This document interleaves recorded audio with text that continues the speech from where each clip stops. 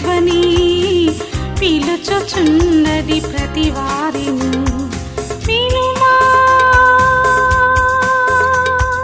విశ్వసించుమా, వినుమా,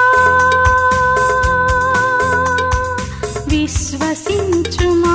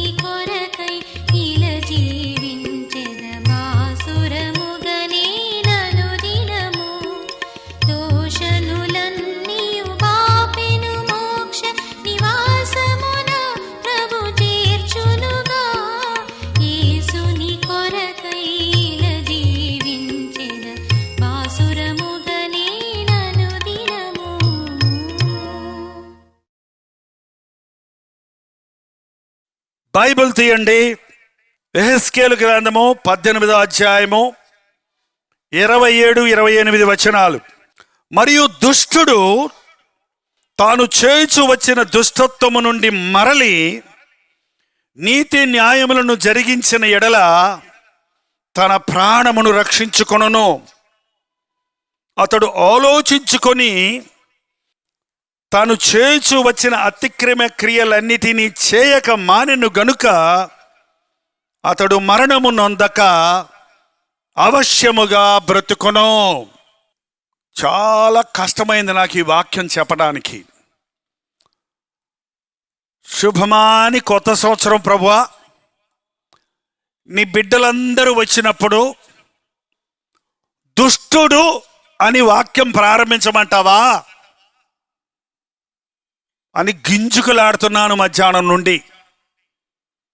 మంచి వాక్యం ఏదన్నా ఇవ్వయ్యా అంటే నేను చెప్పమన్న మాట చెప్పాలి, నేను వెళ్ళమన్న చోటికి వెళ్ళాలి, నేను చెప్పమన్న మాట చెప్పాలి అని ప్రభువు నా 19వ ఏటనే నాకు ఆజ్ఞాపించాడు. అప్పటి నుండి ఇప్పటి వరకు నాకు ఇష్టం లేని స్థలాలకు పంపిస్తాడు దేవుడు, నాకు ఇష్టం లేని విషయాలు చేయిస్తాడు ప్రభు. ఆయన చెప్పమన్న మాటే చెబితే ఆ మాట అద్భుతాలను జరిగిస్తుంది. ఇంతకీ దుష్టులు ఎవరు? దేవుని బిడ్డలు దుష్టులా? దుష్టుడు అనే మాటను ఒక తిట్టుగా ఎంచుతాం మన దేశంలో. ఇంగ్లీష్లో వికెడ్ అంటే evil, morally wrong, immoral, corrupt, bad, ungodly, unholy అని ఎన్నో మాటలు ఉన్నాయి. దుష్టుడంటే ఎవరట? నీతి లేనివాడు, తప్పు చేయువాడు, అపవిత్రుడు, చెడిపోయినవాడు, భక్తి లేనివాడు, పరిశుద్ధత లేనివాడు అని అనేక అర్థాలు ఉన్నాయి. దుష్టుడు అనే మాట మనకి చల్లదేమో కానీ ఈ మాటలు చూస్తే మనలో అనేకులకి అనునయించుకోవచ్చు.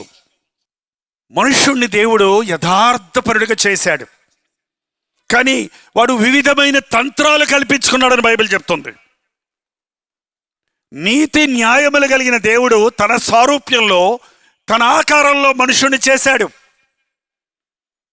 అయితే ఆ మనిషి, ఆ ఆది మానవుడైన ఆదాము హవ్వలు దుష్టుడితో స్నేహం పట్టారు. ఎవడా దుష్టుడు? సాతాను, అపవాది, తిరుగుబాటుదారుడు, అబద్ధికుడు, మోసగాడు, అపవిత్రుడు. దేవుని మాట మీరిన ఆదాము హవ్వలు దుష్టుని చేతుల్లో పడిపోయారు. అప్పటి నుండి ఇప్పటి వరకు మనుష్యుడు దేవునిలాగా బ్రతకడానికి బదులు, నీతి న్యాయాలు కలిగి జీవించడానికి బదులు, పరిశుద్ధంగా బ్రతకడానికి బదులు, ప్రేమ కలిగి జీవించడానికి బదులు, కనికరము, జాలి, దయ అనే శ్రేష్టమైన దేవుని గుణగణాలు కలిగి ఉండడానికి బదులు చెడిపోయిన స్వభావము కలిగి ఉన్నారు. దుష్టుడు మరణమునందుటయందు నాకెంత మాత్రము సంతోషము లేదు. దుష్టుడు తాను కూర్చుండి ఆలోచించుకొని నా దోషములేంటి అని గుర్తించి వాటిని విడిచిపెట్టిన ఎడల అతడు రక్షించబడను. ఈ ఆవరణలో ఉన్న వారిని మరణించకూడదని, నిత్య మరణానికి గురి కాకూడదని ఈ ఉజ్జీవ సభలు ఏర్పాటు చేయబడ్డాయి.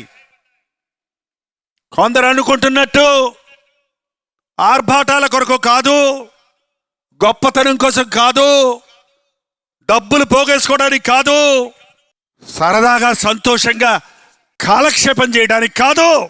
ఈ ఆవరణలో అడుగు పెట్టిన నీవు పరలోక రాజ్యంలో ఉండాలి. భయంకరమైన రెండవ మరణమును తప్పించుకోవాలి. పాపము వలన వచ్చు జీతము మరణము. ఆ పాపానికి ప్రాయశ్చిత్తంగా ప్రభు అయిన యేసుక్రీస్తు తన రక్తాన్ని చిందించాడు. లోక పాపములను మోసుకొని పోవు దేవుని గొర్రెపిల్లగా ఈ లోకములోనికి వచ్చి వర్తమాన భూత భవిష్యత్ కాలములో ఉన్న సకల మానవుల పాపముల కొరకు ఒకేసారి ప్రాయశ్చిత్త బలిగా ప్రాణాన్ని చెల్లించాడు. రక్త ప్రోక్షణ లేకుండా పాప క్షమాపణ జరగదన్న మాట క్రీస్తు యొక్క పవిత్రమైన నిర్దోషము నిష్కలంకమైన రక్తము ద్వారా ప్రాయశ్చిత్తం జరిగింది.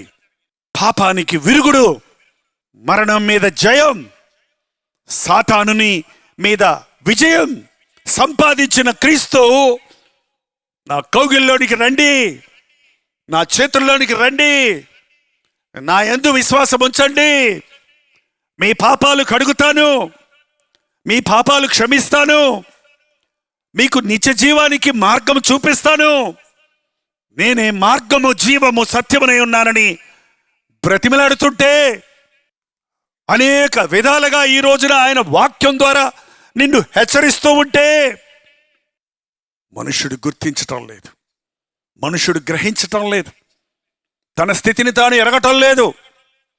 నేనేమి పాపము చేశాను, నేనేం తప్పు చేశాను అని తప్పు చేసినోడే చెప్పడం చూస్తున్నాం.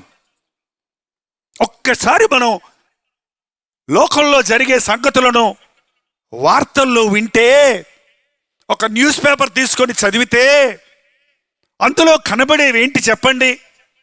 న్యాయమా, నీత, పరిశుద్ధత, ప్రేమ, జాల. అక్కడ వారిని రేప్ చేశారు, ఇక్కడ వీరిని చంపేశారు, అక్కడ మోసం చేశారు, ఇక్కడ అన్యాయం చేశాడు, అక్కడ యాక్సిడెంట్లో చచ్చారు, ఇక్కడ గొడవలు పెట్టుకొని తలకాయలు బాలగొట్టుకున్నారు, అక్కడ డబ్బులు ఎత్తుకుపోయారు, ఇక్కడ దొంగతనాలు జరుగుతున్నాయి, ఇక్కడ రేప్స్ జరుగుతున్నాయి, మానభంగాలు జరుగుతున్నాయి, అత్యాచారాలు జరుగుతున్నాయి, భార్యను కాల్చేశాడు, భర్త మీద తిరగబడి పొడి చేసింది, అత్త కొడుకు కలిసి కోడల్ని కాల్చేశారు, కిరసనాలు పోసి కట్నం తేలేదని పొమ్మంటున్నారు, ఆడపిల్ల పుట్టిందని చూడటానికి రానంటున్నాడు. ఏంటండి ఈ విషయాలు? ఏంటి? ఆడపిల్ల పుట్టిందంట, ఒక సహోదరి వచ్చి చెప్తుంది, అయ్యా ఆడపిల్ల పుట్టిందని 4 నెలలు అయిపోయిందయ్యా, నా భర్త చూడటానికి రాలేదు, నా అత్తింటి వారు చూడటానికి రాలేదు, నన్ను వద్దే వద్దంటున్నారు. ఏమన్యాయం చేసింది ఆమె? ఆ అత్త ఒక ఆడపిల్లే, ఆడ మనిషే కదా.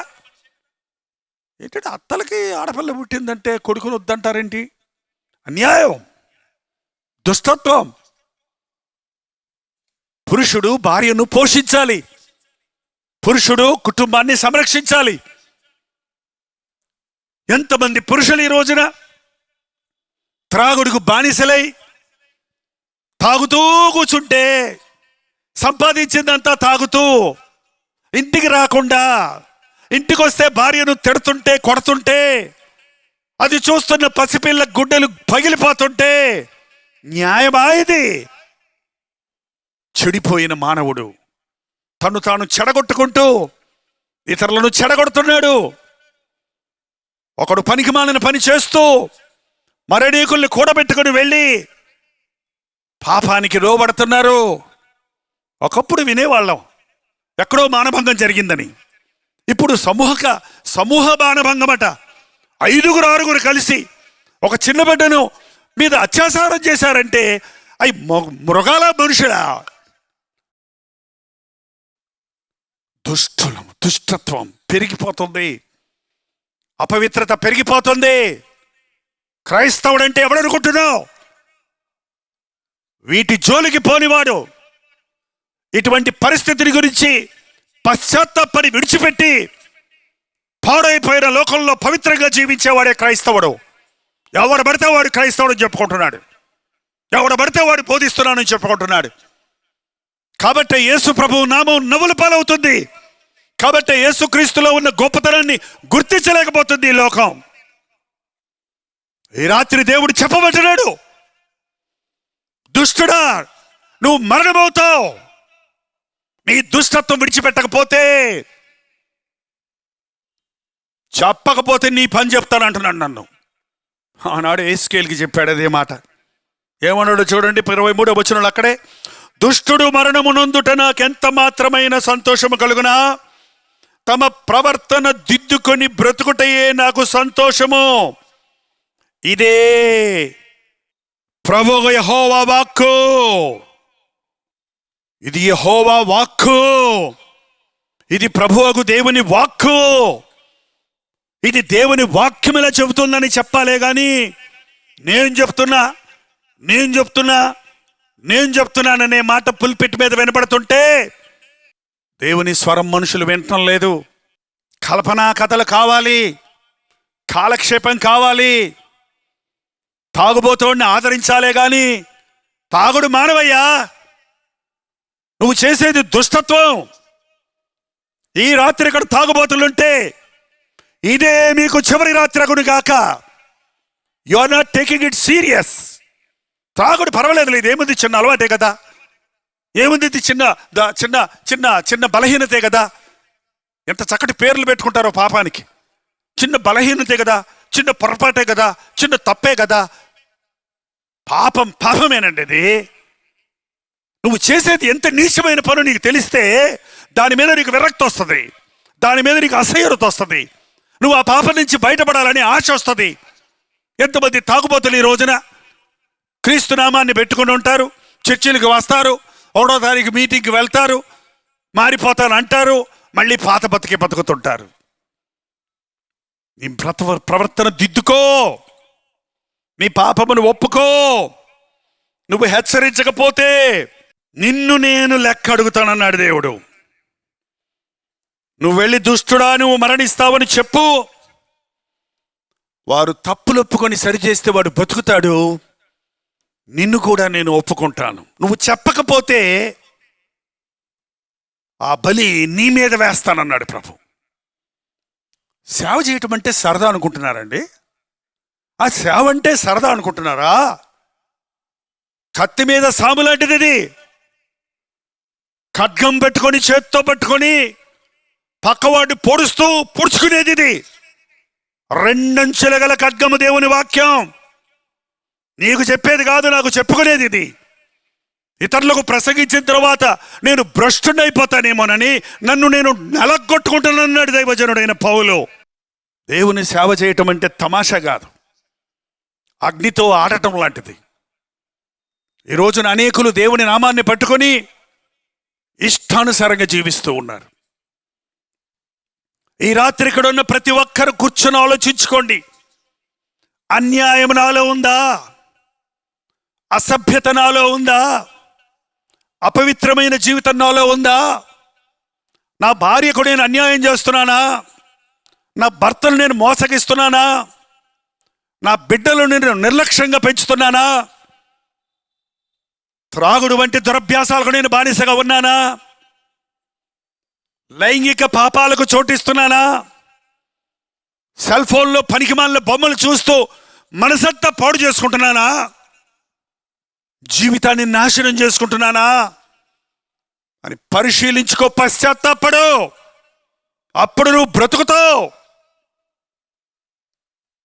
నిరంతరం బ్రతుకుతావు. యేసుప్రభుని నమ్ముకున్నా నమ్ముకోకపోయినా ఈ లోకంలో అందరూ చనిపోవలసిందే. యేసుప్రభుని నమ్ముకుంటే చనిపోరు అనుకోకండి.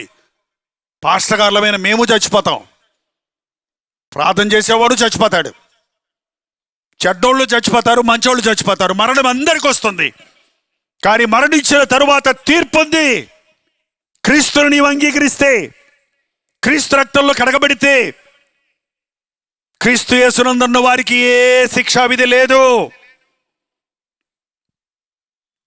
నీ పాపము నీ ఒప్పుకోకపోతే కొందరి పాపములు వారి ముందు నడుస్తున్నాయి, కొందరి పాపములు న్యాయ తీర్పుకు వారి వెనక నడుస్తున్నాయి. నువ్వు సింహాసనం మీద నిలబడ్డప్పుడు నీ పాపాలే నీకు వ్యతిరేకంగా సాక్ష్యం చెప్తాయి. దేహముతో జరిగించిన ప్రతి దాని కొరకు దేవునికి లెక్క చెప్పాలి. ఎవరి పేరైతే జీవ గ్రంథంలో రాయబడదో వారు అగ్ని గదగబడుతో మండు గుండములో పాడవేయబడదురు. ఇది 2వ మరణము, అది శాశ్వత మరణము. మరణిస్తూనే ఉండటం అది. ఆ మరణం తప్పించటానికి, ఆ నరకమును తప్పించటానికే ప్రభు అయిన యేసుక్రీస్తు సిలువలో మరణించాడు.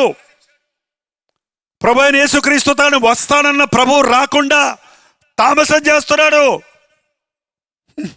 కొందరు అపహాసకులు ప్రభు రాకడ ఏమైందో విఫలమైపోయిందంట. నువ్వు నేను విఫలమవుతాం. ఆయన విజయుడు, ఆయన సర్వాధికారి, వస్తానన్నవాడు వస్తాడు. మన నిమిత్తమైన ఆలస్యం చేస్తున్నాడు.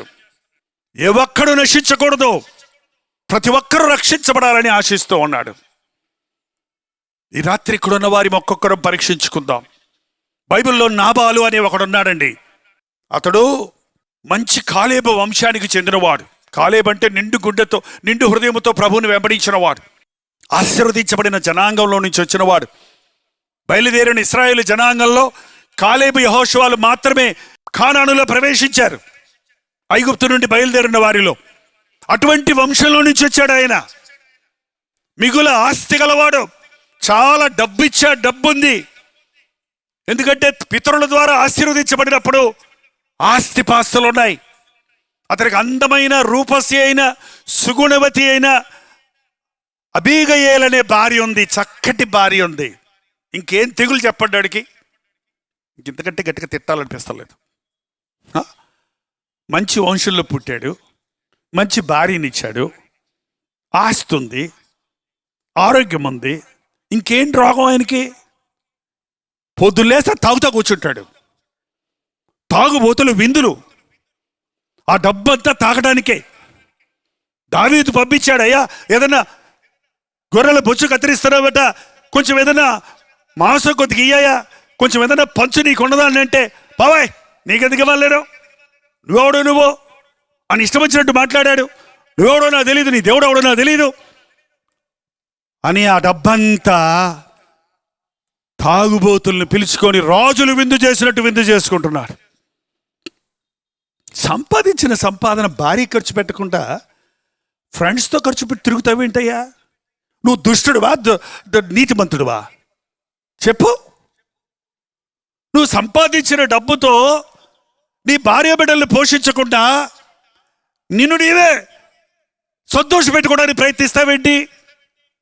నువ్వు దుష్టుడు కాదా? ఎంతమంది పురుషులు ఈ రోజున తమ భార్యలను కన్నీరు గారుస్తున్నారు. ఎంతమంది ఏడుస్తూ చెప్తుంటారండి. నేను చాలా మంది కోసం ప్రార్థన చేస్తున్నప్పుడు ఒక్కోసారి లైన్లో వచ్చే 5-6 వరుసలు అదే చెప్తుంటే నాకు గుండె పగిలిపోతుంటుంది. నా భర్త 2 పిల్లలు పెట్టి వదిలిపెట్టేసి వెళ్ళిపోయాడయ్యా. చిన్నపిల్లలు చెప్తారు, మా డాడీ తాగుతారు, మా అమ్మని కొడతారు, ఇంటికి వచ్చి అంకుల్ ప్రార్థన చేయండి మా డాడీ కోసం. చిన్నపిల్లలు. ఆ తండ్రికి గుండె లేదా? నా బిడ్డ ఏడుస్తుంది, నా భార్య దుఃఖపడుతుంది, నా బిడ్డలకు గంజి లేదే, నేను బాటిల్ తాగుతున్నానే అనే ఆలోచన లేదా? తాగుబోతా.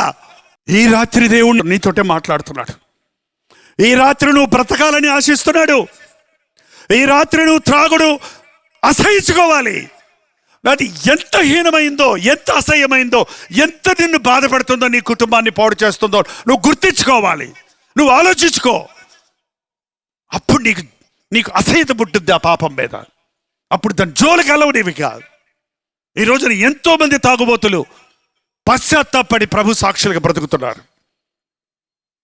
సంవత్సరాల తరబడి మీటింగ్కి వస్తూనే టీవీ ప్రోగ్రాంలు వింటున్నామండి, మీ ప్రోగ్రాంలు అంటూనే ఉంటాడు. తాగి నా దగ్గరకు వచ్చి ప్రార్థన కోరే వాళ్ళు కూడా చాలామంది ఉంటున్నారు. నేను సాధారణంగా తాగుబోతుల్ని ప్రేమిస్తా, జాలి పడతా, కానీ బలిపీఠం మీద నిలబడ్డప్పుడు నా ప్రభువు చెప్తున్నాడు, ఈ రాత్రి హెచ్చరించు. పరస్త్రీ వ్యామోహంలో పడి భార్యను మోసగించేవారు, భార్యను బాధ పెట్టేవారు, భార్యను వదిలేసేవారు. నేను వద్దంట నా భర్తకి, ఎవరితో ఉందంట అని వివాహమైన 2-3 సంవత్సరాలకు వచ్చి భార్యలు చెబుతుంటే, వాగ్దానం చేసి పెళ్లి చేసుకున్నావు కదా, యవన కాలంలో పరిత్యజిస్తే నీ భార్య పక్షంలో దేవుడు వాదిస్తాడట, జాగ్రత్త.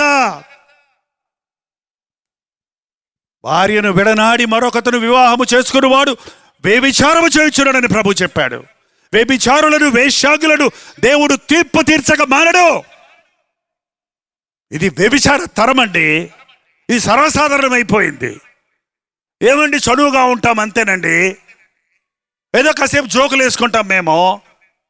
ఈ రోజున ఓరల్ సెక్స్ ఎక్కువైపోయింది. మాటల్లో సెక్స్, క్రియల్లో సెక్స్ చేయడానికి ఓపిక లేదు, బలము లేదు, అవకాశం లేదు. కాబట్టి నోడుతో మాట్లాడుకుంటుంటారు కొంతమంది వ్యంగ్యంగా, కొంతమంది తాకుదల, పరస్త్రీ పర శరీరానుసారులు ఇతరుల శరీరాలను ముట్టాలని, రాసుకోవాలని, పూసుకోవాలని, తద్వారా ఒక విధమైన సాటిస్ఫాక్షన్ పొందాలనుకుంటున్నారు. అది కూడా వ్యభిచారమే. చాలా మంది వ్యభిచారాన్ని చూస్తూ ఆనందిస్తున్నారు. సెల్ ఫోన్లో నీకు దొరుకుతున్నాయి కాబట్టి పనికిమాలిన బొమ్మలు, అపవిత్రమైన కార్యాలు చూస్తూ నువ్వు పడుకుంటున్నప్పుడు నువ్వు దేవుని దృష్టిలో దుష్ట కార్యం చేస్తున్నావు.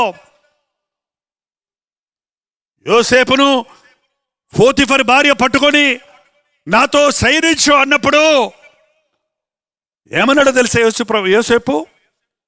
ఇంత ఘోరమైన దుష్కార్యమును నేను ఎలాగూ దేవుని ఎదుట చేస్తాను?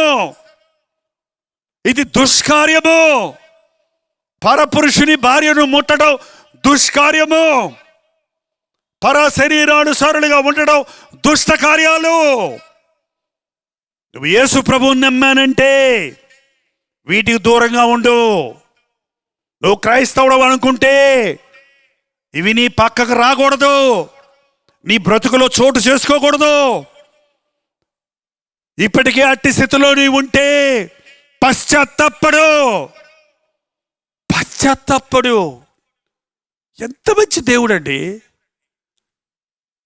శపించి వదిలిపెట్టేవాడు కాదు ప్రభు, గద్దించి దిద్దుబాటు చేసుకోవడానికి అవకాశం ఇచ్చేవాడు.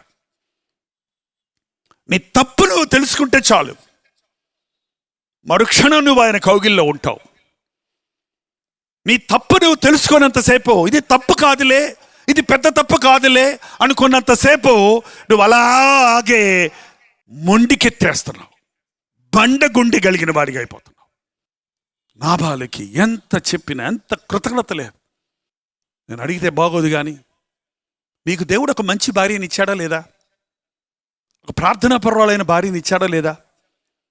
నువ్వంటే పడి పరిచర్య చేసే, వంటొండి పెట్టి నీకు చాకిరీ చేసే భార్యని ఇచ్చాడా లేదా? ఎప్పుడైనా దేవుడిని నువ్వు స్తుతించావా? ఎప్పుడైనా ఆ భార్య పట్ల నువ్వు జాలి చూపించావా? ప్రేమ చూపించావా? అదేదో ఆమె బాధ్యతది, ఆమె కర్మది అన్నట్టుగా ట్రీట్ చేస్తున్నావా? గుణవతి అయిన భార్య దొరుకుట అరుదు. అట్టిది ముత్యముల కంటే ఎక్కువ. నేను గమనిస్తున్నానండి, భార్య చేత బాధ పెట్టబడే పురుషులు ఉన్నారు. భార్య మంచి భార్యనిస్తే ఆ భార్యతో సంతోషంగా ఉండలేక తమ జీవితాల్లో నరకపాత్రులుగా చేసుకునే పురుషులు ఉన్నారు. అబీగయేలు సుబుద్ధి కలిగింది, రూపసి. ఆ నాబాలు పనికిమాలిన వాడు, ఎవరిని మాట్లాడనివాడు, మోటువాడు, దుష్టుడు, ఇష్టం వచ్చినట్టు ప్రవర్తించాడు. దావీదు కోపం వచ్చి చంపడానికి వస్తుంటే అబీగయాలు పరిగెత్తి దావీదు పాదాల మీద పడి, అయ్యా నా భర్త దోషం నాదని ఎంచుకో అయ్యా, నా భర్త పాపాన్ని నాదిగా ఎంచుకో అయ్యా, నా భర్తను చంపకయ్యా. ఈనాడు అనేక మంది సహోదరీలు, యేసు ప్రభు ప్రేమను ఎరిగిన సహోదరీలు తమ యజమాని కోసం ఇలా కన్నీటితో ప్రార్థిస్తున్నారన్న సంగతి మీకు తెలుసా? నువ్వు ఈరోజు బతికున్నావంటే అది నీ భార్య కన్నీటి ప్రార్థన వలన. అన్ని వెరుగుదువా? ముసుకేసుకొని ఏడుతున్నావు, ఎప్పుడని తిడుతుంటావే కానీ అసలు నువ్వు బతకడానికే మూలం నీ భార్య అన్న సంగతి నీకు ఎరగటం లేదు. నువ్వు దుష్టుడివి కాదా? మూర్ఖుడివి కాదా? అజ్ఞానివి కాదా? మా నాన్నగారి మారు మనసు కొరకు మా అమ్మగారు 12 సంవత్సరాలు ప్రార్థన చేసింది. తాగుబోతుగా, వ్యభిచారిగా, జూదగాడిగా ఉన్న మా తండ్రి ఆ ప్రార్థన వల్ల మారి ఒక నూతనమైన వ్యక్తిగా మారి భార్య బిడ్డలను ప్రేమించడం మొదలుపెట్టినప్పుడు నేను రక్షించబడటం జరిగింది. నా తండ్రిలో మార్పు చూసి యేసు ప్రభువుని నమ్మాను నేను. లేకపోతే దేవుడు లేడు, దెయ్యం లేడనేవాడు. నేను ఇష్టం వచ్చినట్టు బతకడం, చావటం అంతే అన్న మూర్ఖతలో ఉన్నవాడిని. యేసు ప్రభు మనుషుల్ని మారుస్తాడు, దుష్టుల్ని మారుస్తాడు, వ్యభిచారుల్ని మారుస్తాడు, తాగుబోతుల్ని మారుస్తాడు, పాపులను పరిశుద్ధులుగా చేస్తాడు అన్న సువార్త ప్రపంచమంతా మారుమోగాలి. అంతకు మించిన సువార్త ఏమీ లేదండి. ఇక స్వస్థతలు, అద్భుతాలు, ఆశ్చర్యాలు, ఆత్మనింపుదలలో అనే డైలాగులు వాడుతున్నారే కానీ ట్రాన్స్ఫర్మేషన్, పరిపూర్ణమైన మార్పు, క్రీస్తుచ్చే నూతనత్వం, వాటిని గురించి ప్రకటించడం లేదు. కాబట్టే క్రైస్తవులు భక్తి కలిగిన క్రైస్తవులు అవుతున్నారు కానీ బుద్ధి కలిగిన క్రైస్తవులు అవటం లేదు. ఒక సింహం మారు మనసు పొందిందంట, ప్రార్థన నేర్చుకుందంట. సింహం మారు మనసు పొందలేదు, ప్రార్థన నేర్చుకుందంట. ప్రార్థన నేర్చుకున్నాక నేను మారిపోయాను అందంట. అంతకుముందు వేటాడినప్పుడు మీదపడి వేటాడేదంట. ఇప్పుడు ఏదైనా మాంసం కనపడితే, పశువు జంతువు కనపడితే ఆహారం ఇచ్చడం వందనాలు దేవా అని మా తింటదంట దాన్ని పట్టుకొని. ఈ రోజున భక్తి చూడండి ఎట్టుందో. అప్పు తిరిగేటట్టు ప్రార్థన చేయండి అని అడుగుతారు నాకు కొంతమంది వచ్చి. పక్కోళ్ళు చచ్చేటట్టు ప్రార్థన చేయండి అని అడుగుతారు కొంతమంది వచ్చి. ఇదేం భక్తి అయ్యా? ఇదేం భక్తి? అబీగయలు ఎంత ప్రార్థన చేసినా నాబాలు కోమలోకి వెళ్ళిపోయాడు. 10 రోజులు ఆమె జ్ఞానం కలిగి చెప్పకుండా ఆగింది. ఆ కోమలో ఉన్నప్పుడు ఎవరైనా సరే కోమలో ఉన్నారంటే వారికి ఒక అవకాశం దొరికింది. ఆ కోమలో ఉన్నవారు ఈ ప్రపంచంతో కట్ అవుతారు, మరో ప్రపంచంతో కనెక్ట్ అవుతారు. ఆ సమయంలోనైనా వారు పశ్చాత్తాపడడానికి, గ్రహించుకోవడానికి అవకాశం ఉంది. కానీ నాబాలు దుష్టుడు. అయ్యా ఇది సంగతి అని చెప్పినప్పుడు పశ్చాత్తాపడలేదు, గుండె పగిలి చచ్చాడంట. గుండె పగిలి చచ్చాడు. అధికముగా దుర్మార్గపు పనులు చేయకు, నీ కాలమునకు ముందే నీవేళ చావలను. ఒకే ఒక జీవితం మానవుడికి ఇచ్చాడండి దేవుడు. మరల జన్మాలు లేవు, అది త్వరగా గతించిపోతుంది. ఈ జీవితంలో నీవు చేసే నిర్ణయాలు, ఈ జీవితంలో నీవు జీవించే జీవితం, ఈ జీవితంలో నీవు నీ పాపముల నుండి విడిపించగలిగిన క్రీస్తును నమ్ముకుంటే, నీ హృదయాన్ని శుద్ధి చేసుకుంటే నీవు ధన్యుడవు.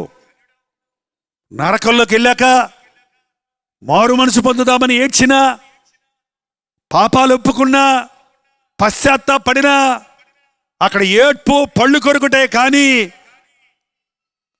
రక్షణ మార్గం లేదుగా, రక్షించబడడానికి అవకాశం లేదిక.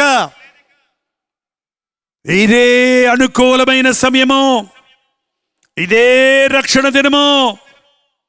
ఈ రాత్రి నీ మనస్సాక్షి నీ మీద దోషారోపణ చేస్తుంటే, ఈ మీటింగులో ఉండగానే నీ తప్పును నువ్వు తెలుసుకొని ఒప్పుకో. నీ తప్పు కొరకు దేవుని సన్నిధిలో పశ్చాత్తాపడు. మన పాపములను మనము ఒప్పుకొనిన ఎడల ఆయన నమ్మదగిన వాడు, నీతిమంతుడు కనుక మన సకల దుర్నీతి నుండి మనల్ని ఆయన పవిత్రులుగా చేస్తాడు. దుష్టులు పురుషులే కాదండి, స్త్రీలలో కూడా దుష్టులు అంటున్నారు. యెజబెల్ అనే దుష్టురాలు ఉంది బైబిల్లో. ఇశ్రాయేలు రాజు భార్యగా ఒక అన్యురాలైనప్పటికీ రాణి అవడానికి అవకాశం దొరికింది. కానీ మోసగత్తెగా, వ్యభిచారిగా, పరపురుషుల్ని ఆకర్షించాలనే మనసు కలిగిందిగా, రాజ్యాన్ని చిందరబద్దర చేయడానికి ప్రయత్నించింది. నాబోతు పొలం ఇవ్వనన్నాడని, నేనిప్పిస్తానని చెప్పి అతన్ని చంపించి ఆ పొలం తీసేసుకుంది. ఎంత దుష్ట కార్యాలండి వాళ్ళ. ఆస్తి కొరకు చంపేస్తారండి మనుషుల్ని. డబ్బు కొరకు చంపుతావా? కన్న తల్లిని చంపుకునే దుర్మార్గులు ఉన్నారు. భర్తను తన అపవిత్రత బయటపడకుండా ఉండటానికి కప్పెట్టిన భార్యలు ఉన్నారు. మనుష్యుడు మృగం కంటే నీచంగా, క్రూర మృగాల కంటే అన్యాయంగా బ్రతికే బ్రతుకులోనికి దిగజారిపోవటం చూస్తున్నాం. కారణం, ఈ లోకాధికారి అయిన సాతాను, ఎవరిని మింగుదునా అని గర్జించు సింహంలో తిరుగుచున్న సాతాను, దేవునికి నిన్ను దూరం చేయాలని, తనతో పాటు అగ్నిగంధకములతో మండు గుండములో పాడవేయాలని నీ వెంటబడుతున్నాడు. నువ్వు క్రీస్తు పక్షంలో ఉంటే, ప్రభువుకు నువ్వు సమీపంగా ఉంటే, ఆయన హత్తుకుంటే, అపవాదిని ఎదిరించు. అప్పుడు వాడు నీ వద్ద నుండి పారిపోతాడని బైబిల్ చెప్తుంది. నువ్వు కూర్చొని ఆలోచించుకో. నీలో అన్యాయం ఉందా? మోసం ఉందా? వ్యభిచారం ఉందా? దొంగ బుద్ధి ఉందా? దొంగ బుద్ధి, దొంగలు ఇంట్లోనే దొంగలండి. ఇంటి దొంగని ఈశ్వరుడైన పట్టలేరంట. ఇంటి దొంగలు. నీది కాని దానిని చెప్పకుండా అడగకుండా తీసుకుంటే, అది ఏదైనా, అది 5 పైసలైనా, అదొక చీర అయినా, ఒక చొక్కా అయినా, ఒక గరిట అయినా, ఒక స్పూన్ అయినా, అది దొంగతనమే. ట్రైన్లో టికెట్ కొనుక్కోకుండా ట్రైన్ ఎక్కి దిగేసి హల్లెలూయా దేవునికి స్తోత్రం అందంట ఆమె.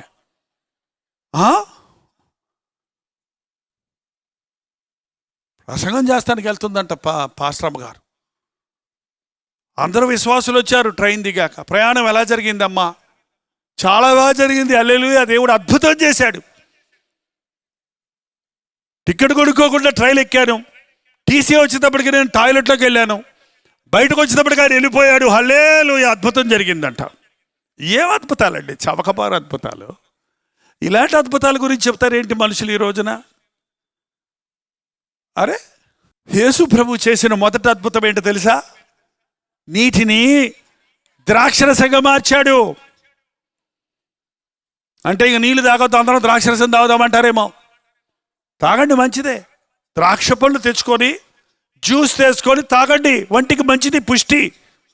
కానాను ఇప్పుడు కూడా మీరు వెళ్తే మంచి నీళ్ళు దొరకవు. అక్కడ నీళ్లు తాగలేం కాబట్టి అక్కడ జ్యూస్ తాగుతారు. ఆ రోజుల్లో విందులో ఈరోజు మన సాంబారు పోసినట్టు ద్రాక్షరసాన్ని పోసేవారు. అంతేగాని ఇది బ్రాందీలు, విస్కీలు, పులిసిని కావు. రంగు, రుచి, వాసన లేని నీళ్లను రుచి కలిగిన, బలమిచ్చేటువంటి ద్రాక్షరసంగా మార్చాడు దేవుడు. ఏ విధమైనటువంటి ప్రయోజనం లేని బ్రతుకు. కొందరి బ్రతుకులు ఎలాగుంటాయంటే, బాగున్నావా?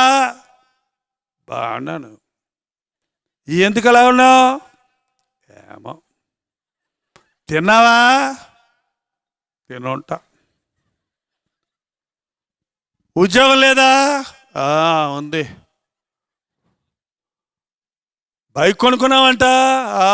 కొనుక్కున్నా, కాళ్ళు ఎరగొట్టుకున్నామన్నా. ఏంటండి, కొందరి జీవితంలో ఒక సంతోషం లేదు, ఒక తృప్తి లేదు. ఎప్పుడు వెగటు మాటలే, ఎప్పుడు చేదు మాటలే. ఏది మాట్లాడినా రివర్స్లోనే మాట్లాడతారు. నీ బతుకులో క్రీస్తు లేడు, నీ గమ్యం లేదు, నీ జీవితానికి గురి లేదు, నీ జీవితంలో సారం లేదు. ఎన్నో ఉన్నాయి, నీకు అన్నీ ఉన్నాయి. కూర వండినప్పుడు చూడండి ఎన్ని దినుసులు వేస్తారో. మన ఇండియాలో వండినన్ని కూరలు ఎక్కడ వండరంటారు. అట్టి దినుసులు, లవంగాలు, జీలకర్ర, యాలుక్కాయలు, ఎల్లుల్లిపాయలు. చెప్పండి అమ్మా, మీకు అర్థమవుతుంది కదా అన్న? ఈ అర్థమవుతుంది బైబిల్ రెఫరెన్స్ల కంటే బాగా. అల్లం అన్ని నూరి వేయించి కట్ చేసి, మిరపకాయలు, ఉల్లిపాయలు అన్నీ వేసి కూర వండి పెట్టావు అన్నాడు మీ ఆయన. ఏమంటే ఏమేయలేదు అందులో? ఉప్పు వేయలా. ఉప్పు లేకపోతే కుప్పకే అంట తమిళ్లో సామెత ఉంది. ఎన్ని వేసినా ఉప్పు లేకపోతే అందులో ఏమి లేదు, సారం లేదు, తినబుద్ధి అవుతావు. నీ బ్రతుకులో ఎన్నున్నా, ఇల్లున్నాయి, వాకిళ్ళున్నాయి, ఉద్యోగాలు ఉన్నాయి, ఆస్తులు ఉన్నాయి, పిల్లలు ఉన్నారు, అది ఉంది, ఇది ఉంది, అది ఉంది, ఇది ఉంది అని ఉన్న యేసు ప్రభు లేడు. యేసు ప్రభు నీ జీవితంలో లేడు కాబట్టి నీ బ్రతుకులో తృప్తి లేదు, సారం లేదు, గురి లేదు, నిరీక్షణ లేదు, ఒక ఉద్దేశం లేదు, ఒక ఆనందం లేదు. ఎందుకు లేదండి ఆనందం? లోకంలో కొంతమంది చూడండి, ఎప్పుడు చూసినా నవ్వుతున్నట్టే ఉంటారు. వాళ్ళు మొహం చూస్తేనే నవ్వుతున్నట్టు, పళ్ళన్నీ 16 పళ్ళు బయటకు పడుతుంటాయి. వాళ్ళు పళ్ళు చూపిస్తారని నవ్వుతున్నారా, నిజంగా సంతోషం వచ్చి నవ్వుతున్నారా? కొంతమంది నవ్వుతారంటే పళ్ళు చూపిస్తారండి, నా పళ్ళు ఎంత తెల్లగొండయో చూడు. అరే, ఒకడు నవ్వు చుండినను హృదయంలో దుఃఖం ఉండక మానదో. యేసు ప్రభు నీ జీవితంలో లేనప్పుడు ఖాళీగా ఉండదండి నీ గుండె. ప్రభువు లేని చోట సాతాను ఉంటాడు, ప్రభువు ఉన్న చోట అపవాది పరిగెడతాడు. ఒక వ్యక్తి తన హృదయాన్ని కడుక్కున్న తర్వాత, ఒక వ్యక్తి 7 దెయ్యాల నుంచి విడిపించబడిన తర్వాత మళ్ళీ పాత దెయ్యాలు వచ్చాయంట. ఎలాగున్నాడో మనోడు చూద్దాము, చాలా కాలం నేను చెప్పినట్టు చేశాడు, నా ఇష్టం వచ్చినట్టు నడిచాడు, తాగాడు, తొందనాలు దొక్కాడు, ఎలా ఉన్నాడని చూసి వచ్చి ఖాళీగా ఉండడం చూసి తనకంటే చెడ్డవైనా మరి 7 దెయ్యాలని అంటబెట్టుకొని వస్తాదంట. ఈ రోజున చాలామంది పరిస్థితులు అలాగే ఉన్నాయండి. ఒకప్పుడు భక్తిగా ఉండి ఇప్పుడు తప్పిపోయిన వాళ్ళు చాలామంది ఉన్నారు.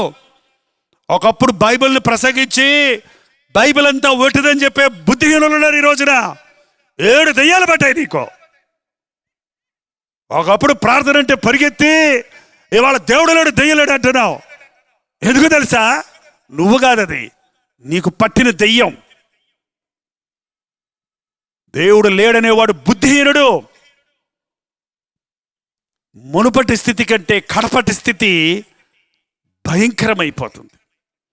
ఇవాళ నామకార్థ స్థితిలోనికి దిగజారిపోయిన క్రైస్తవుల జీవితాలు చూస్తే పాదరులు అపవిత్రతకు చోటిచ్చారు, పాస్టర్లు కొట్టుకుంటున్నారు, ఆస్తుల తగాదాలు పెట్టుకుంటున్నారు, దేవుని మందిరములో పెత్తనాల కోసం తన్నులాడుకుంటున్నారు అనే మాటలు మనం వింటున్నాం. చూడండి, అయ్యో అయ్యో.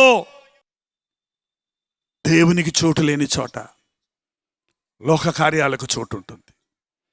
తను తాను తగ్గించుకునేవాడు హెచ్చించబడతాడు, హెచ్చించుకునేవాడు తగ్గించబడతాడు. తన ప్రాణాన్ని కాపాడుకునేవాడు పోగొట్టుకుంటాడు, ప్రభు నిమిత్తం తన ప్రాణాన్ని పెట్టేవాడు కాపాడుకుంటాడు. యేసు ప్రభు బోధ వినేవారు తమ బ్రతుకులో వ్యత్యాసంగా ఉంటారు, లోకానుసారంగా ఉండరు, లోక పోకడతో పోరు, లోకంలో ఉన్న వారాలు వారి వాళ్ళే జీవించరు, ఒంటరిగా నిలబడతారు, క్రీస్తుతో పోరాడతారు. ఈ విగ్రహానికి మొక్కకపోతే అగ్నిగుండంలో పడేస్తాం మిమ్మల్ని అంటే మేము మొక్కమయ్యా, మీ దేవుడు మిమ్మల్ని రక్షించడానికి సమర్థుడా? మా దేవుడు మమ్మల్ని రక్షిస్తాడు. ఒకవేళ రక్షించకపోతే ఈ మంటల్లో బగబగ మండి కాలేకపోతాం, కానీ మా దేవుణ్ణి మేము బాధ పెట్టాం. గొండంలో పడేశారు, కాలిపోయారా? వాళ్ళ వెంట్రుక్కుల కాలేదట, పొగాసరు కూడా వాళ్ళ దగ్గర నుంచి రాలేదు. నన్ను ఘనపరచువారు నేను ఘనపరుస్తా. 30 రోజుల వరకు ఎవరు ఏ దేవుడికి ప్రార్థన చేయకూడదని చట్టం వచ్చింది రాజ్యంలో. దానియేలు యథావిధిగా మేడగదికిలోకి వెళ్ళి తలుపులు తెరిచి రోజుకు 3 మోకాళ్ళుని ప్రార్థించాడు. సింహాల గోల వేసేశారు. చచ్చిపోయాడా? తినేసాయా? మింగేసాయా? రాజు పొద్దునే వచ్చి అంటున్నాడు, దానియేలు, నీవు నిత్యము సేవించుచున్నది దేవుడు నిన్ను రక్షించాడా? నా దేవుని ముందు నేను నిందారహితుడిగా ఉండడం చూసి సింహాల నోళ్లను దేవుడు మూయించాడు. ఏదండి అలాంటి జయం ఈ రోజున మన జీవితాల్లో? ఏవి అలాంటి సాక్ష్యాలు మన జీవితాల్లో? అసలు మీరు సాక్ష్యం చెప్పమంటే ఏం సాక్ష్యాలు చెప్తున్నారు? ఇవాళ ఏం సాక్ష్యాలు చెప్తున్నారు? నాకు బాధలు వచ్చాయి ప్రార్థన చేయమని అడుగుతున్నారు, వ్యాధులు వచ్చాయి ప్రార్థన చేయమని అడుగుతున్నారు, అప్పుల్లో పడిపోయావు, రుణబాధలు ఎక్కువైపోయినాయి ప్రార్థన చేయమని అడుగుతున్నారు. అసలు వీటికి మూల కారణం ఏంటి? నీ దేహాన్ని నువ్వు పాడు చేసుకున్నందువల్ల కాదా? నీవు దేవునికి మొదటి స్థానం ఇవ్వనందు వలన కాదా? నీకు ఇచ్చిన డబ్బును నీవు వ్యసనాల కోసం ఉపయోగించడం వలన కాదా? అత్యాశల కోసం ప్రయాసపడిన దాని వలన కాదా? నీ పాపం వల్ల తెచ్చుకున్న రోగానికి మందు ప్రార్థన కాదు, పశ్చాత్తాపం. పాస్టర్ గారు చేసే ప్రార్థన కాదు, నువ్వు పశ్చాత్తాపంతో చేసే ప్రార్థన. ప్రభు దగ్గరికి ఎవరు వచ్చినా, ఏ రోగంతో వచ్చినా, ఎటువంటి స్థితిలో వచ్చినా ప్రభు ఒకటే మాట చెప్పాడు, నీ పాపములు క్షమించబడి ఉన్నవి, నీ రోగము నివారణ అయింది. పాస్టర్ గారులకు పని ఉండాలి కదండి. అందుకని వాళ్ళ రోగాలకి వారం వారం రోగాల కోసం ప్రార్థన చేయాలి పాస్టర్ గారు. అందుకే 7 వారాలు రమ్మంటారు అయితే కొంతమంది పాస్టర్ గారు. ఇక్కడ ప్రార్థన చేస్తే పోద్ది, ఇంటికి వెళ్తే మళ్ళీ వస్తుంది. ఇక్కడ ప్రార్థన చేస్తే పోద్ది, ఇంటికి వెళ్ళే మళ్ళీ వస్తుంది. మళ్ళీ కానుక పట్టుకొని మళ్ళీ రావాలి, మళ్ళీ నిలబడాలి, మళ్ళీ పోద్ది, మళ్ళీ వస్తుంది, మళ్ళీ పోద్ది, మళ్ళీ. ఇదేనా బతుకంతా? ఇతనిలో నుండి బయటికి రా, మరి ఎన్నడూ ఇతనిలోనికి ప్రవేశించొద్దన్నాడు ప్రభు. ఒక్కసారి నీకోసం దేవుని సన్నిధిలో ప్రార్థిస్తే నీ తలపోటు మళ్ళీ రాదిక, నీ నడునొప్పిక కనబడదిక, నీ అప్పుల్లో నుంచి నువ్వు బయటపడితే మళ్ళీ అప్పుల్లో పడవేక. అది ప్రభు ఇచ్చే శక్తి, అది ఆయన చేసే స్వస్థత. వారం వారం ప్రార్థన ఎందుకమ్మా? ఒకే విషయం కోసం మళ్ళీ మళ్ళీ మళ్ళీ మళ్ళీ మళ్ళీ 100 స్థలాలకు వెళ్ళి ప్రార్థన చేయించుకోవటం ఎందుకు? నీ పాపం కొరకు పశ్చాత్తాపడు. నీ పాపాలు క్షమించబడ్డప్పుడు నీ రోగాలు స్వస్థత పడతాయి. ఆయన మన దోషములను క్షమించేవాడు, మన సంకటాలు కుదుర్చేవాడు. రోజు చదువుతారు 103వ కీర్తన. దోషాలు క్షమిస్తాడట, చెప్పండి, సంకటాలు కుదురుస్తాడంట. సంకటాలు అంటే ఏంటి? సమస్యలు, వ్యాధులు, ఇబ్బందులు, చిక్కులు, సమస్యలు. ఎప్పుడైతే నీ దోషం క్షమించబడిందో నీ సమస్యలన్నీ పరిష్కరించబడతాయి. ఈ రాత్రి మీరు అట్టో ఇట్టో తేల్చుకో. నా బ్రతుకులో ఒక రోజు వచ్చింది, మా నాన్న మారాడు. యేసుప్రభు ఉన్నాడని అనుకున్నా, కానీ మా నాన్న 40 ఏళ్ళప్పుడు మారాడు. నాకు అప్పుడు 18 ఏళ్లే వయసు. మళ్ళీ ఏమనుకున్నానంటే మా నాన్న తిని తాగి చూసి మారాడు కదా, నేను కూడా తర్వాత మారదాంలే అని మారు మనసును కొన్ని నెలలు వాయిదా వేశా. నన్ను అప్పుడే సన్యాసం పుచ్చుకోమంటావా 18 ఏళ్ళకే అని మా నాన్నతో గొడవ పెట్టుకున్నా. బలవంతంగా చర్చికి తీసుకెళ్తే కూర్చున్నా. ఒకరోజు నేను చర్చిలో కూర్చోనుంటే ఆ పాస్టర్ గారు ప్రసంగం చేస్తూ, ఓ యవనస్తుడా, ఈ రాత్రి నువ్వు మరణిస్తే ఎక్కడికి వెళ్తావు? నా ఎంకే చూపిస్తున్నాడు ఆయన ఏలు. మా నాన్న అంతా చెప్పుంటాడు వెనక్కి, అందుకే ఈయన ఏలు నా వైపు చూపించి చావమంటున్నాడు అని చెప్పి నా తలకాయ కొంచెం పొడుగ్గా ఉంది అందరి మధ్యలోని. నేను కొంచెం కిందకు అలా వంగా. ఆయన అంటున్నాడు, నువ్వు మనుషులు కనబడకుండా దాక్కోగలవు కానీ దేవుని కనబడకుండా దాక్కోగలవా? అలా కోపం వచ్చేస్తుంది నాకు. ఏం చేయమంటావు అనుకున్నా, మనసులో అనుకున్నా. ఏం చేయమంటావు అనుకున్నా. ఏం చేయమంటావు అనుకుంటున్నావా? నవ్వుతారేంటండి? దేవుడు తన ద్వారా నాతో మాట్లాడుతున్నాడు. ఆ రాత్రే నా చివరి రాత్రి సాతానుతో. ఆ రాత్రి నన్ను ప్రభు దర్శించాలని ఆశించాడు. ఇదే అనుకూలమైన సమయము, ఇదే రక్షణ దినము. ఈరోజే దేవుడితో అటో ఇటో తెలుసుకో. ఆ రోజు చర్చ అయిపోయాక అందరూ వెళ్ళిపోయారు. నేను తేల్చుకోవాలని ఉండిపోయా. నిజంగా దేవుడు అయితే మార్చుకోయా, నాకు మాత్రం మారాలనే ఉంది, సినిమాలు మానాలనే ఉంది, స్నేహితుల్ని వదిలిపెట్టాలనే ఉంది. నువ్వు కనబడైతే మార్చుకో నన్ను. నేనేం తప్పులు చేశాను, నేనేం తప్పులు చేసుకుంటే క్షమించుకో. నాకు ప్రార్థన రాదు అప్పటికి. అసలు క్రైస్తవ కుటుంబం కాదు మాది. చర్చిలకి వెళ్ళేవాడిని కాదు. అప్పుడే 3 నెలల నుంచి వెళ్తున్నాం. కాబట్టి తప్పులు చేస్తే క్షమించుకో, పాపాలు చేస్తే క్షమించుకో అని ఒకలాగా చేస్తా ఉన్నాను ప్రార్థన. అయినా నేనేం తప్పులు చేశాను? నేను ఇంకా ఏం తప్పుల్లో చేయలేదే, పెద్ద పెద్ద పాపాలు ఏం చేయలేదే. వ్యభిచారాలన్నీ చేయలేదే, సెల్ ఫోన్లన్నీ లేవు మాకు అప్పుడు. సినిమాలు ఒకటే నా పాపం, పెద్ద పాపం, దానికి అడిక్ట్. అవి లేకపోతే ఉండలేను. రెండో ఆట సినిమా చూసి వచ్చాక ఇంటికి వస్తే నిద్ర పట్టక మళ్ళీ లే సినిమాలు రోడ్డుకి వెళ్ళేవాడిని. కాకినాడలో 8 సినిమాలు ఉంటాయి ఒకే రోడ్లో. ఆ రోడ్లో మనం మళ్ళీ తిరిగేది. ఆ వాల్ పోస్టర్లు అన్నీ కాసేపు చూసుకునేది అదే సినిమా అనుకొని. అంత పిచ్చి కుక్కలాగా తిరిగేవాడిని. ఏంటంటే సినిమా మ్యాచ్ పాటలు వినకూడదు, సినిమాలు చూడకుండా మారు మనసు పొందేటట్టుంటే పొందుతానన్నాను. అరే మారు మనసు పొందాలంటే మొత్తం పాపాన్ని వదిలిపెట్టేయాలి, సినిమా పాటలు వినకూడదు, సినిమాలు చూడకూడదంటే అట్టయితే నాకు అప్పుడే కాదు, నేను కూడా 40 ఏళ్ళకి మారుతానులే అనుకుంటున్న వాడిని ఆ రాత్రి ప్రభువు హెచ్చరించిన రోజు, సరే చూద్దాం, మార్చుకుంటే మార్చుకో. కొద్దిసేపు ప్రార్థన చేసుకున్నా, బైబిల్ తీశాను. ఉపేద్య గ్రంథంలో ఒక మాట మీద నాకు కన్నుపడింది. నిన్ను చూడగా నీవు బొత్తిగా చెడిపోయి ఉంటివి. కరెక్ట్గా ఆ వచనమే కళ్ళ ముందుకు వచ్చింది. నిన్ను చూడగా నీవు బొత్తిగా చెడిపోయి ఉంటివి. అమ్మయ్యా, బాలే వచ్చింది రాన. బైబిల్ మూసేసి వెళ్ళిపోతున్నా. అక్కడ ఉన్న పాస్టర్ గారు అడిగారు, ప్రభు మాట్లాడాడా? మాట్లాడాడండి. ఏమంటాడైనా? బొత్తిగా చెడిపోయినట్టండి, ఇక చెడిపోయిన అలాగే చెడిపోతాను, వెళ్ళిపోతున్నాను.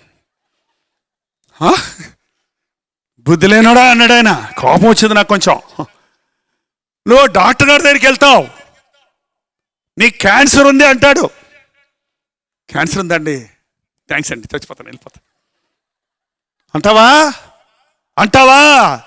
క్యాన్సరా? ఏం చేయబడ్డారు? ఎలా బాగవుద్ది? ఎప్పుడు అడ్మిట్ అవ్వాలి హాస్పిటల్లో? స్కానింగ్ తీయాలా? కీమోథెరపీ చేయాలా? ఎంత డబ్బులు అవుతాయి? డాక్టర్ గారు బతికించండి అంటావా లేదా? ముందు దేవుడు నీ స్థితి నీకు చూపించాడు, డయాగ్నోస్ చేశాడు. అవునయ్యా నేను చెడిపోయాను అని నీవు తప్పులు ఒప్పుకో, మళ్ళీ వెళ్ళి ప్రార్థన చేయి. ఆయన ఒక యవనస్తుడే పాస్టర్ గారు, అప్పుడు నాకంటే ఒక 10 ఏళ్ళు పెద్ద. నేను అన్నాను, రేపు చేస్తానులేండి, రాత్రి అయిపోయింది, నిద్ర వస్తుంది అన్నాను. తమ్ముడా, ఇదే అనుకూలమైన సమయం, ఇదే రక్షణ దినం, రేపు కాదు. నిద్ర వస్తే కళ్ళు తెరుచుకో, ప్రార్థన చేసుకో. నిద్ర వస్తే నడుస్తూ ప్రార్థన చేయి. కానీ ఈరోజు ప్రభు మాట్లాడేదాకా వెళ్ళొద్దు అని ఒక మంచి సలహా ఇచ్చాడు ఆయన. అలాగే తెలిసి తెలియని ప్రార్థన చేస్తా ఉన్నాను. చిన్న దొంగతనాలు, చిన్న అబద్ధాలు, అమ్మతో చెప్పిన అబద్ధాలు, నాన్నతో చెప్పిన అబద్ధాలు, ట్యూషన్ మాస్టర్ ట్యూషన్ ఫీజు ఇమ్మంటే ఫీజు తీసుకెళ్ళి సినిమాలకు ఖర్చు పెట్టుకున్న తప్పులు, తమ్ముళ్ళని కొట్టిని, చెల్లెళ్ళని మోసం చేసి చిట్టి అని కనపడుతున్నాయి. కానీ పెద్ద బోతద్దుల్లో కనపడుతున్నాయి అవన్నీ కూడా. నువ్వు దొంగవి, నువ్వు మోసగాడివి, నువ్వు అబద్ధికుడివి. డిటెక్టివ్ నవల్స్ అని ఉండే ఆ రోజుల్లో, చిన్న పుస్తకాలు అద్దెకు తెచ్చుకొని చదివే వాళ్ళని గంటలు. వస్తున్నాడు దొంగ అంటుంటే సస్పెన్స్ అనమాట. దానికి అడిక్షన్. నాకు మైండ్ అంతా దాంతో నిండిపోయి ఉండేది. అవన్నీ పెద్ద పాపాలుగా కనపడ్డాయి. నాకు తెలియకుండానే నోరు తెరిచి నేను ప్రార్థన చేస్తున్నప్పుడు పరిశుద్ధాత్మ నన్ను పట్టుకున్నాడు. ఎన్ని గంటలు ప్రార్థన చేశాను? 1:15 గంట అయింది ఇంచుమించు. చర్చిలో గడియారం ముందు ఎదురుకుండా గోడ మీద ఎవరు లేని ఒక్కనే ఉన్నాను. అయ్యా నన్ను మార్చయ్యా, నన్ను క్షమించయ్యా అన్నప్పుడు ఆ గదిలో ఒక మూల నుండి సెలవులో వేలాడుతున్న యేసు ప్రభు నా కళ్ళ ముందు ప్రత్యక్షమయ్యాడు. నిద్రపోవటం లేదు, కల కాదు, కళ్ళు తెరిసే ఉన్నాను. నీ కొరకు నా ప్రాణం ఇచ్చాను అన్న ఒక స్వరం నా చెవికి వినబడింది. నిలబడ్డోడిని అలాగే కుప్పలా కూలిపోయాను కిందకి. తెల్లవారి 8:30 దాకా ప్రార్థించుకుంటూనే ఉన్నాను. పరిశుద్ధాత్ముడు నా పక్షంలో ఉండి ఉచ్చరింప శక్యముగాని మూలుగలతో నా బ్రతుకంతా కడుక్కున్నా. నా చిన్న పాపాలన్నీ ఒక సినిమా రీల్ లాగా ముందుకు వచ్చినాయి. నేను ఒప్పుకున్న ప్రతి పాపం సిలువకి వెళ్ళి ఆ మేకు గుచ్చుకుంటున్నాయి. ఒక పేపర్ లాగా వస్తుంది నా పాపం. అయ్యా అవునయ్యా అంటే అది పోయి అక్కడ గుచ్చుకుంటుంది. తెల్లవారేదాకా హోటల్స్లో ఇంతకు ముందు ఇప్పుడు కంప్యూటర్లు వచ్చాయి. బిల్లు చిన్న ముక్క ఇస్తారు. ముక్క ఇచ్చినప్పుడు కౌంటర్ దగ్గరికి వెళ్తే డబ్బులు ఇచ్చాక ఆ బిల్లు ఏం చేస్తారు చెప్పండి? అక్కడ ఒక ఊస ఉంటుంది గంటలాగా, దానికి వేసి చిల్లు పెడతాడు. చిల్లు పెట్టిందంటే అర్థమేమన్నమాట? డబ్బు కట్టేశావని అర్థం. చిల్లు పడకపోతే ఆ రుణం కట్టాలి. నా పాపాలన్నిటికీ కలువరి సెలవులోని మేకుకు చిల్లులు పడిపోయింది. నా పాప భారం తీరిపోయింది. ఆ రక్షణానందాన్ని గురించి నేను ఎంత వివరించినా మీకు అర్థం కాదు. అది అనుభవిస్తేనే తెలుస్తుంది. 8:30కు నేను కళ్ళు తెరిచి చూసేటప్పటికి కొత్త ఆకాశం, కొత్త భూమిలాగా ఉంది. మా నాన్నగారు ఎదురుగుండి వచ్చారు. ఏమైపోయాడు వీడు, ఎక్కడ సినిమాల్లో తిరుగుతున్నాడేమో, చర్చిగా నీళ్ళు ఇంకా రాలేదని పొద్దున్నే వచ్చేటప్పటికి మా నాన్నను చూడగానే పరిగెత్తుకుంటూ వెళ్ళి మా నాన్న కాళ్ళ మీద పడి, నాన్న నిన్ను వ్యతిరేకించాను, నీ మీద తిరగబడ్డాను, నిన్ను బాధ పెట్టాను, నిన్ను క్షమించాను, క్షమాపణ అడిగాను. సైకిల్ ఉండేది అప్పుడు. సైకిల్ వేసుకొని మీ అమ్మ ఏడుస్తుందిరా వెళ్ళరా అంటే సైకిల్ వేసుకొని అమ్మ దగ్గరికి వెళ్తా, ఇంటికి వెళ్తుంటే నేను తొక్కటల్లా సైకిల్ వెళ్ళిపోతుంది గాల్లో. రక్షణానందం, కొత్త ఆకాశం, కొత్త భూమిని సృష్టించానన్నాడు. అది 1971 సంవత్సరం ఫిబ్రవరి 15వ తారీఖు. ఇది పచ్చి నిజం, ఇది మరువరాని సత్యం. ఆ రోజు నేను పొందిన ఆ మార్పు, ఆ రోజు ప్రభువు నన్ను కడిగి శుద్ధనిగా చేశాడు. కాబట్టి నా ఇష్టం వచ్చినట్టు యవ్వన కాలంలో జీవిస్తున్న సమయంలో నా తప్పులు ఒప్పుకొని పశ్చాత్తాపడి ప్రభువుకి అప్పగించుకున్నాను. కాబట్టి ఒక అనామకుడిగా ఉన్న జైపాల్ దేవుని పిలుపుకు లోబడ్డప్పుడు 3 నెలలు తిరగకుండా నీ తల్లి గర్భంలో ఉన్నప్పుడే నేను ఏర్పాటు చేసుకున్నాను. నీవు బయలుపడకముందే జనములకు ప్రవక్తగా నిన్ను ఏర్పాటు చేశానని ప్రభు చెప్పిన మాటను నమ్మి ఒక 18 ఏళ్ల యవనస్తుడిగా కాకినాడ వదిలి చెన్నైకి నేను సేవకు వెళ్ళిపోయాను.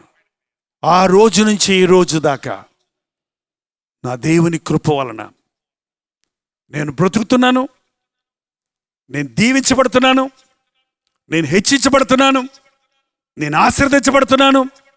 నా ద్వారా అనేక మంది ఆశీర్వదించబడుతున్నారు. ఈ దీన పరిచర్యలో రక్షించబడ్డ యవనస్తులు ఎందరో ఈ రోజున సేవకులుగా ఉన్నారు, పాస్టర్లుగా ఉన్నారు, టీవీ ప్రీచర్స్గా ఉన్నారు.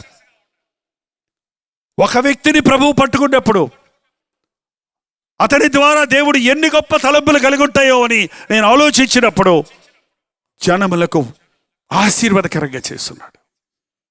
ఈ రాత్రి నేను ఒక్కటి చెప్తున్నా, నీవు నీ దుష్టత్వాన్ని విడిచిపెడితే, నీవు నీ సొంత ఆలోచనలు విడిచిపెడితే, నీవు నీ సొంత మార్గాన్ని విడిచిపెడితే, ఇది చాలు నాకు ఈ బతుకులో అని దేన్నో ఒకటి పట్టుకొని అలడాడానికి బదులు, ప్రభువా నాకు నీ రక్షణ దయచేయి,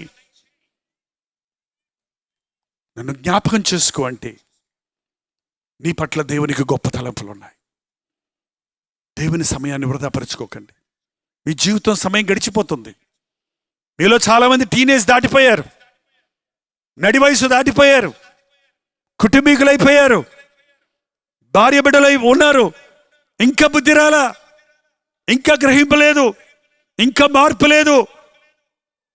కొంతమంది మీలో ఇంకా తల నెరిసిపోతుంది, వృద్ధాప్యంలోకి వెళ్ళిపోతున్నారు, శరీరం బలం ఊడికిపోతుంది, అవకాశాలన్నీ హరించుకుపోతున్నాయి. ఇంకా జ్ఞానోదయం కలగల, ఇంకా నీ స్థితిని నువ్వు గ్రహించుకోవాలా, ఇంకా నిన్ను ప్రేమించే ప్రభువును గుర్తించలేదు. ఈరోజు నీ జీవితంలో మరపురాని రోజుగా మారాలంటే ఆలోచించుకో. దేవుని దుఃఖపరిచిన, దేవునిని బాధ పెట్టిన, నీ కుటుంబానికి బాధ కలుగు చేసిన విషయాలను, నీ శరీరాన్ని పాడు చేసుకుంటున్న విషయాలను, మీ దేహాన్ని అపవిత్రపరుచుకుంటున్న విషయాలను గుర్తు చేసుకో, పశ్చాత్తాపడు, ఒప్పుకో, చెప్పుకోని దేవునికి.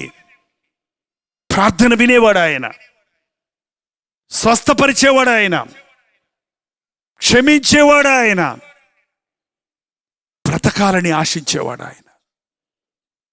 చివరికి వచనం చదవండి, ప్రార్థన చేసుకుందాం. అదే యెహెజ్కేలు గ్రంథంలో 18వ అధ్యాయంలో 30-31 కూడా చదువుదాం. కాబట్టి ఇశ్రాయేలీయులారా, ఎవని ప్రవర్తనను బట్టి వానికి శిక్ష విధింతును. మనసు తిప్పుకొని మీ అక్రమములు మీకు శిక్ష కారణములు కాకూడనట్లు వాటిని విడిచిపెట్టుడి. ఇశ్రాయేలులారా, క్రైస్తవులారా, క్రీస్తునామాన్ని ధరించిన వారులారా, ప్రభువును నమ్ముచున్న వారులారా, మీ మార్గాలను, మీ తప్పులను విడిచిపెట్టండి. 31వ వచనం, మీరు జరిగించిన అక్రమ క్రియలన్నిటినీ విడిచి నూతన హృదయమును నూతన బుద్ధియు తెచ్చుకొనుడి. ఇశ్రాయేలులారా, మీరెందుకు మరణము నొందుదురు? ఇదే యెహోవా, ఇదే ప్రభువు యెహోవా వాక్కు. మరణము నొందువాడు మరణము నొందుటను బట్టి నేను సంతోషించువాడను కాను. కావున మీరు మనస్సు తిప్పుకొనుడి, అప్పుడు మీరు బ్రతుకుదురు. మీ మనస్సును తిప్పుకొనుడి, అప్పుడు మీరు బ్రతుకుదురు. అప్పుడు మీరు సంతోషించెదరు. అప్పుడు ప్రభు సాక్షులుగా జీవించెదరు. అప్పుడు మీరు పరలోక రాజ్య వారసులవుదురు. ఈ రాత్రి ఒక రక్షణ దినంగా, ఒక ఉజ్జీవ దినముగా, ఒక పరివర్తనా దినముగా, మన స్థితిని మనం గ్రహించుకున్న దినముగా దేవుడు మనల్ని అభిషేకించును గాక. లేచి నిలబడండి, ప్రార్థన చేద్దాం. బలమైన కార్యం ఈ రాత్రి మనం చూడబోతున్నాం. పరిశుద్ధాత్ముడు నీలో ఒక గొప్ప మార్పును తీసుకురాబోతున్నాడు. తాగుబోతువా, ఇదే నీ చివరి రాత్రి. వ్యభిచారివా, ఇదే నీ చివరి రాత్రి. నూతన హృదయం నీకు ఇచ్చదను, నూతన బుద్ధి నీకు ఇచ్చదను. నీవు ప్రేమించిన పాపాన్ని అసహించుకునేటట్టుగా చేస్తానన్నా ప్రభు మాటను నమ్మండి. నీ తప్పు కొరకు పశ్చాత్తాపడు. నీ జీవితం నిష్ప్రయోజనకరంగా ఉంది. కన్న తల్లిదండ్రుల్ని సంతోషపెట్టలేకపోతున్నావు. జీవితంలో ఏది సాధించలేకపోతున్నావు. ఉదయం నుండి సాయంత్రం వరకు నీ ఇష్టం వచ్చిన తిరుగుళ్ళు తిరుగుతున్నావు. యవ్వనుడా, నీ కొరకు గొప్ప తలంపులు ఉన్నాయి నాయనా. నీ కొరకు గొప్ప ఆలోచనలు ఉన్నాయి. ఆ జైపాల్ కోసమే కాదు, నీ కోసం కూడా ఎదురు చూస్తున్నాడు ప్రభు. ఇదే అనుకూలమైన సమయం, ఇదే రక్షణ దినం. జీవితం అంతా వెగటుగా ఉందా? జీవితం అంటే విరక్తిగా ఉందా? జీవితం అంటే నిరుత్సాహంగా ఉందా? డిస్కరేజ్ అయిపోయి ఉన్నావా? కృంగిపోయి ఉన్నావా? విసిగిపోయి ఉన్నావా? చచ్చిపోదామనుకుంటున్నావా? అయ్యో, నువ్వు చనిపోవటం దేవునికి ఇష్టం కాదు. నువ్వు మరణించడం ఆయన చిత్తం కాదు. నీ మనసు మార్చుకొని బ్రతకాలి. ప్రభువు సాక్షిగా బ్రతకాలి. పరిశుద్ధుడిగా బ్రతకాలి. గురి కలిగిన బ్రతుకు బ్రతకాలని దేవుడు ఆశిస్తున్నాడు. దుష్టుడు నిన్ను పట్టి పీడిస్తున్నాడు. నిత్య నరకానికి నిన్ను గురి చేయాలని ఆశిస్తున్నాడు. ఈ రాత్రి యేసు ప్రభు మన మధ్య నిలబడి, నా కుమారుడా, నీ హృదయం నాకివ్వా. నీ కోసం నేను రక్తం కార్చాను. నీ పాపాలకు నేను పరిష్కారం సిద్ధం చేశాను. నా వైపు చూడు, నా శిలువ వైపు చూడు, నా వైపు చూడు అని ప్రతిమలాడుతున్నాడు. ఇంకా తిరగవా? ఇంకా త్రాగుడేనా? ఇంకా జూదమేనా? ఇంకా లోకాశలేనా? ఇంకా శరీరేచ్ఛలేనా? ఇంకా డబ్బు డబ్బు డబ్బనే ఆశేనా? ఏదో సాధించేస్తాడు, ఉద్యోగం వస్తే ఏదో సాధించేస్తాడు, లోన్ దొరికితే ఏదో చేసేస్తాడు, ఒక ఉద్యోగం వస్తే అనుకుంటున్నావే కానీ నీ అంతరంగంలో తృప్తి లేదే. అవి నిజమైన ఆశీర్వాదాలు కావే. ఈ రాత్రి ప్రభు వైపు చూడు. ఈ రాత్రి ఒక అద్భుతం నీ జీవితంలో జరుగుతుంది. దుష్టుడు తమ దుష్ట కార్యాలు విడిచిపెడితే బ్రతుకుతారని ప్రభు చెప్పాడు. నీతిమంతుడిగా చేస్తానంటున్నాడు ప్రభు నిన్ను. నూతన సృష్టిగా చేస్తానంటున్నాడు ప్రభు నిన్ను. నీ అలవాట్లు, నీ దురభ్యాసాలు, నీ దురాలోచనలు, నీ బలహీనతల్ని ఆయన నూతనమైన సారూప్యంగా మార్చడానికి నీ బలహీనతను బలంగా చేయడానికి, నీ దరిద్రతను ధనవంతుడిగా చేయడానికి యేసు ప్రభువు మన కొరకు పరలోకం నుండి దిగి వచ్చాడు. కట్టుకథల దేవుడి కాదా ఆయన, ఒట్టి మాటల దేవుడి కాదా ఆయన, బొమ్మల్లో చూసే దేవుడి కాదా ఆయన, ఉన్నవాడను అన్నవాడు, నిన్న నేడు నిరంతరము ఏకరీతిగా ఉన్నవాడు, నిన్నెరిగినవాడు, నీ హృదయాన్ని ఎరిగినవాడు, నీ కోసమే, కేవలము నీ కోసమే కలువరి శిలువలో ప్రాణమిచ్చినవాడు.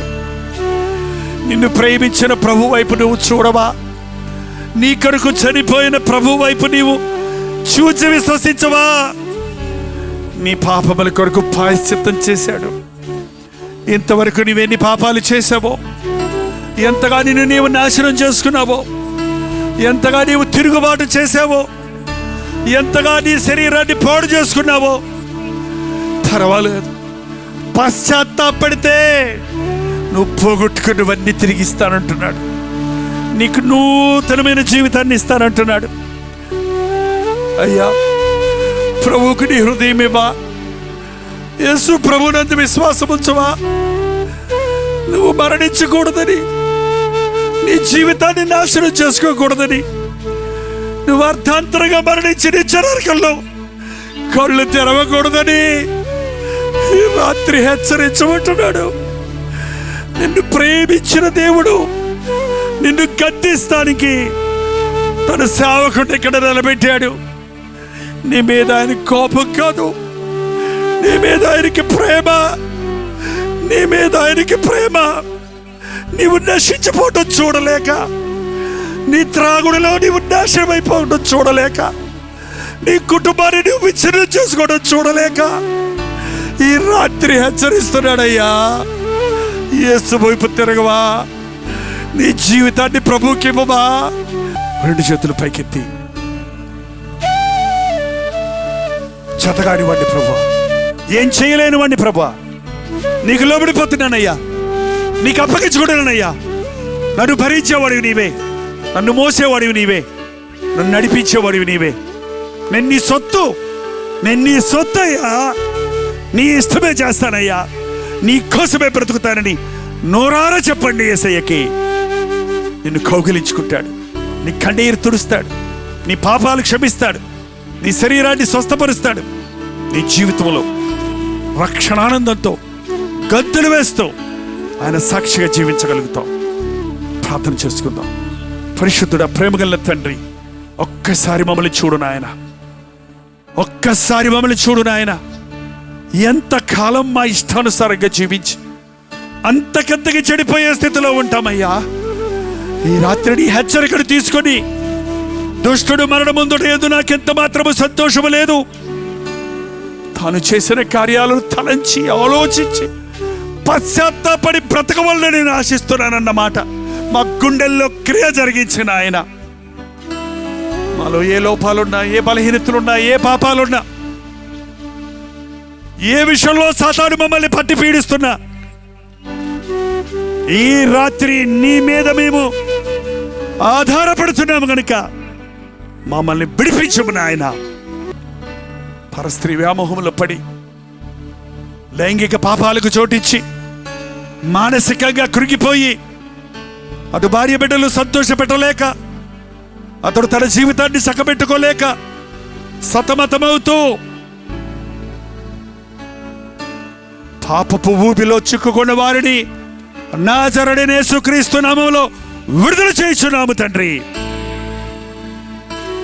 ప్రార్థించే భార్య ఉన్నప్పటికీ నాబాలు వలె దుష్టుడిగా, తాగుబోతుగా భార్య బిడ్డలను వేధించుకుంటున్నా భర్తలు ఇక్కడుంటే ఈ రాత్రి వారిని నూతన సృష్టిగా మార్చయ్యా. ఒక మంచి యజమానిగా చేయ్యా. నీ స్వభావాన్ని ఇచ్చి ఆ కుటుంబాన్ని కట్టు. గయ్యాలుగా కుటుంబాన్ని విచ్ఛిన్నం చేసుకుంటూ, మూడురాలుగా కుటుంబాన్ని కూలగొట్టుకుంటున్న సహోదరులుంటే ఈ రాత్రి వారి హృదయాలలో క్రియ జరిగించి దీన మనస్సు దయచేసి భర్తతో సమాధానపడి కుటుంబాన్ని కట్టుకోవడానికి సహాయం చేయము. తల్లిదండ్రుల మాట వెనక, దేవునికి భయపడక, ఏ ఉద్దేశము ఏ గురి జీవితంలో లేక ఇష్టానుసారముగా తిరుగుతున్న యవ్వనస్తులు ఈ రాత్రి దర్శించిన ఆయన, ఒకప్పుడు గురి లేని బ్రతుకుతున్న నన్ను పట్టి నీ సాక్షిగా వాడుకున్నట్టు నీవు కోరుకున్న యవ్వనస్తుల్ని రాత్రి పట్టుకోనైనా ఇంకొక్కడికి కూడా పాపంలో పోకుండా, ఇంకొక్కడికి కూడా వారి ఇష్టానుసారంగా ముందుకు సాగకుండా నీ కౌగిల్లో చేరడానికి ఈ రాత్రి ఇక్కడున్న యవ్వనస్తులను నాజరేయుడైన యేసుక్రీస్తు నామములో సాతాను బంధకముల నుండి, గురి లేని జీవితాల నుండి విడుదల చేయించున్నాము. ఈ రోజు వారి రక్షణ దినంగా మార్చిన ఆయన నా బ్రతుకులో యేసు ప్రభు చేసిన మార్పు చూడని సాక్ష్యం ఇచ్చినట్లుగా చేయి తండ్రి. అంతరంగంలో శుద్ధి దయచేయి తండ్రి. క్రీస్తు రక్తంలో కడగబడి నీతిమంతులుగా తీర్చబడడానికి మా ఒక్కొక్కరికి నీ సహాయం చేయము. తిరిగి వెళ్ళినప్పటికీ పరిశుద్ధాత్ముడు మమ్మను వెంటాడినట్లుగా, సర్వ సత్యములోనికి నడిపించినట్లుగా ప్రతి ఒక్కరూ ఈ రాత్రి ఒక అద్భుతమైన అనుభవాన్ని పొంది నీ చిత్తమైతే తిరిగి రేపు వచ్చినప్పుడు నీ యందు ఆనందించి నిన్ను స్తుతించినట్లుగా మా ఒక్కొక్కరికి నీ సహాయము చేయమని యేసు క్రీస్తు నామములో అడుగుచున్నాము తండ్రి. మన తండ్రి అయిన దేవుని యొక్క ప్రేమయు, కుమారుడైన క్రీస్తు యొక్క కృపయు, ఆదరణకర్త అయిన పరిశుద్ధాత్మ యొక్క సహవాసమును కూడి వచ్చిన మనందరికీ ఇప్పుడును సదాకాలమును తోడైయుండునుగాక. ఆమేన్, ఆమేన్, ఆమేన్.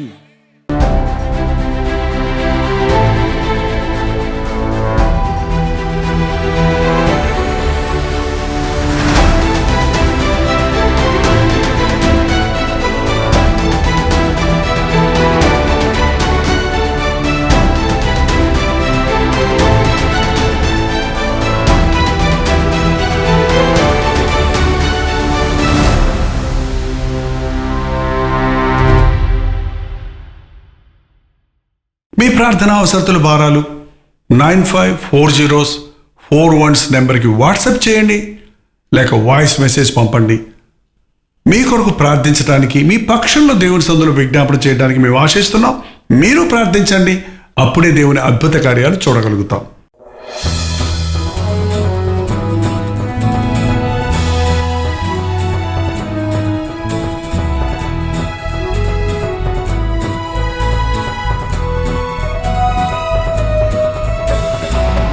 జయ యేసు జయ యేసు, జయ జయ క్రీస్తు జయ క్రీస్తు, జయ జయ యేసు జయ యేసు, జయ జయ క్రీస్తు జయ క్రీస్తు, జయ జయ రాజా జయ రాజా, జయ జయ రాజా జయ రాజా, జయ జయ స్తోత్రం జయ స్తోత్రం, జయ జయ యేసు జయ యేసు, జయ జయ క్రీస్తు జయ క్రీస్తు, జయ జయ యేసు జయ యేసు, జయ జయ క్రీస్తు జయ క్రీస్తు.